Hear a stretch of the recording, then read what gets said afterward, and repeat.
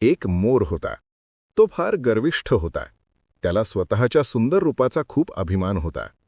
तो दररोज नदीकिनारी जायचा. पाण्यात स्वतःचे प्रतिबिंब पाहून तो आपल्या सौंदर्याची स्तुती करायचा. मोर म्हणायचा, माझा डौलदार पिसारा पहा, या पिसाऱ्यावरचे मोहक रंग पहा. जगातला सर्वात सुंदर पक्षी मीच आहे. एके दिवशी नदीकिनारी मोराला एक करकोचा दिसला. मोराने त्याच्याकडे पाहून तोंड वाकडं केलं आणि तुच्छतेने म्हणाला, किती रंगहीन आहेस तू. तुझे पंख पांढरे, फिके आणि निस्तेज आहेत. करकोचा शांतपणे म्हणाला, मित्रा, तुझा पिसारा खूप सुंदर आहे हे खरं आहे.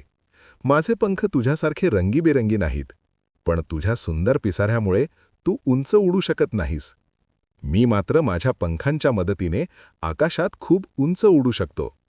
असं बोलून करकोचाने आकाशात झेप घेतली. मोर मात्र लाजून गेला आणि करकोचाकडे पाहतच राहिला.